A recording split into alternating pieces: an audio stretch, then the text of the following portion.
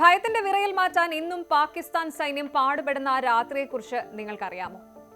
ആകാശത്ത് സുഖോയും റഫാലും ഇടിമിന്നൽ പോലെ പാഞ്ഞപ്പോൾ പാകിസ്ഥാന്റെ അഹങ്കാരമായിരുന്ന കിരാന കുന്നുകൾ ഒരു അഗ്നിപർവ്വതം പോലെ പൊട്ടിത്തെറിച്ചു. പക്ഷേ ചരിത്ര പുസ്തകങ്ങളിലോ വാർത്തകളിലോ ഈ കഥ നിങ്ങൾ കാണില്ല.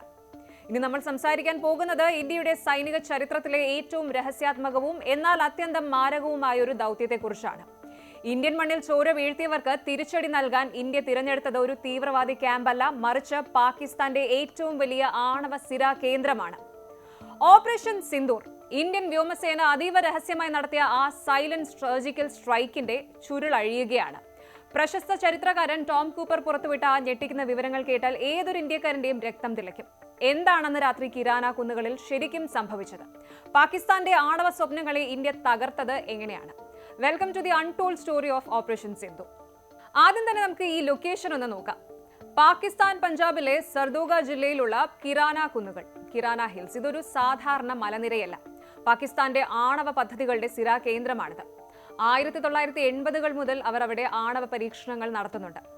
മലകൾക്കുള്ളിൽ ആഴത്തിൽ നിർമ്മിച്ച ടണലുകളും അണ്ടർഗ്രൗണ്ട് ബങ്കേഴ്സ്, ഭൂഗർഭ അറകളും ഒക്കെ ഏത് വലിയ ആക്രമണത്തെയും പ്രതിരോധിക്കുമെന്നായിരുന്നു പാകിസ്ഥാന്റെ അഹങ്കാരം. തങ്ങളുടെ ആണവായുധങ്ങളും മിസൈലുകളും ഒക്കെ അവിടെ സേഫ് ആണ് എന്ന് അവർ വിശ്വസിച്ചു. പക്ഷേ പേൽഗാമിലെ ക്രൂരമായ ഭീകരാക്രമണം ഇന്ത്യയുടെ ക്ഷമയുടെ പരിധി ലംഘിച്ചു.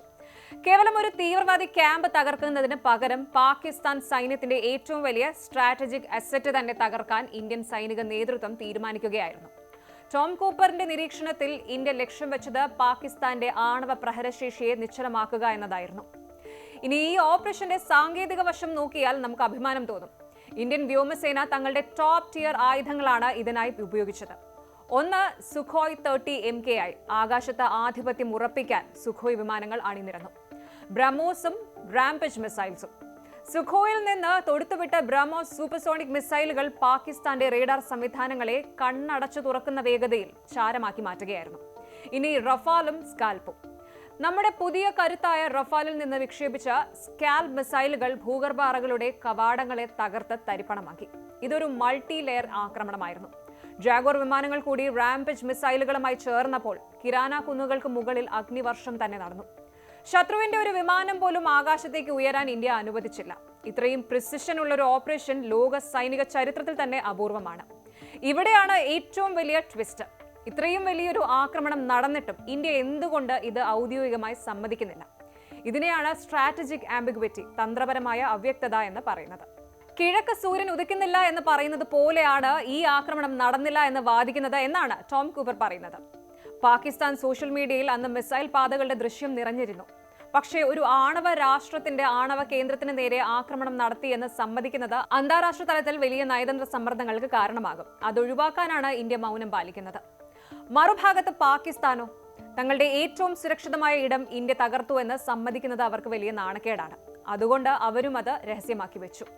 ഇരു രാജ്യങ്ങളും പുലർത്തുന്ന ഈ നിശബ്ദത തന്നെയാണ് ആക്രമണത്തിന്റെ ഗൗരവത്തെ അടിവരയിടുന്നത്. ഓപ്പറേഷൻ സിന്ദൂർ ദക്ഷിണേഷ്യയിലെ സൈനിക സന്തുലിതാവസ്ഥയെ തന്നെ മാറ്റിമറിച്ചു. ഇന്ത്യയുടെ സൈനിക ശേഷി കേവലം ഡിഫൻസീവ് മാത്രമല്ല, അത് അതിശക്തമായ പ്രഹരശേഷിയുള്ള ഒന്നാണെന്ന് ലോകം തിരിച്ചറിഞ്ഞു. പാകിസ്ഥാന്റെ ഭീഷണികൾക്ക് മുന്നിൽ ഇന്ത്യ വിറക്കില്ലെന്ന കൃത്യമായ സന്ദേശം ഇതിലൂടെ കൈമാറപ്പെട്ടു. കരസേനയും വ്യോമസേനയും രഹസ്യാന്വേഷണ വിഭാഗങ്ങളും എത്രത്തോളം ഇന്റഗ്രേറ്റഡ് ആയിട്ട് ഏകോപിതമായി പ്രവർത്തിക്കുന്നു എന്നതിന്റെ തെളിവായിരുന്നു ഈ വിജയം. ആധുനിക മിസൈലുകൾക്ക് മുന്നിൽ പഴയകാല റേഡാർ സംവിധാനങ്ങൾ വെറും നിഴലുകൾ മാത്രമാണെന്ന് പാകിസ്ഥാൻ മനസ്സിലാക്കി കൊടുത്തു ഈ ഒരു ദൗത്യം. സംഗതി ചുരുക്കത്തിൽ പറഞ്ഞാൽ ഇന്ത്യയുടെ സൈനിക പാരമ്പര്യത്തിലെ സുവർണാക്ഷരങ്ങളാൽ എഴുതപ്പെടേണ്ട ഒരു അധ്യായമാണ് ഓപ്പറേഷൻ സിന്ദൂർ. പേൽഗാമിലെ രക്തസാക്ഷികൾക്ക് നൽകിയ ഏറ്റവും വലിയ സൈനിക പ്രണാമം. ശത്രുവിനെ നശിപ്പിക്കുക മാത്രമല്ല, അവരെ നിശബ്ദരാക്കുക എന്നതും യുദ്ധതന്ത്രമാണ്. ഇനി അയൽ രാജ്യങ്ങൾ ഒരു കാര്യം മനസ്സിലാക്കണം. അത് കാടായാലും മലയായാലും കുന്നുകൾക്കുള്ളിലായാലും ഇന്ത്യൻ മിസൈലുകളുടെ പ്രഹരപരിധിയിൽ ആരും സുരക്ഷിതരല്ല. ഇന്ത്യൻ മിസൈലുകളുടെ കണ്ണിൽ നിന്ന് ഒളിക്കാൻ സാധിക്കില്ല. നിശബ്ദതയുടെ മറവിൽ നടന്ന ഈ പ്രഹരം വെറും ഒരു തുടക്കം മാത്രമാണ്. സമാധാനത്തിന് വേണ്ടിയുള്ള ഒരു യുദ്ധമായിരുന്നു ആ അഗ്നിവർഷം. കൂടുതൽ വാർത്തകൾക്ക് News 18 Keralam YouTube channel subscribe ചെയ്യുക.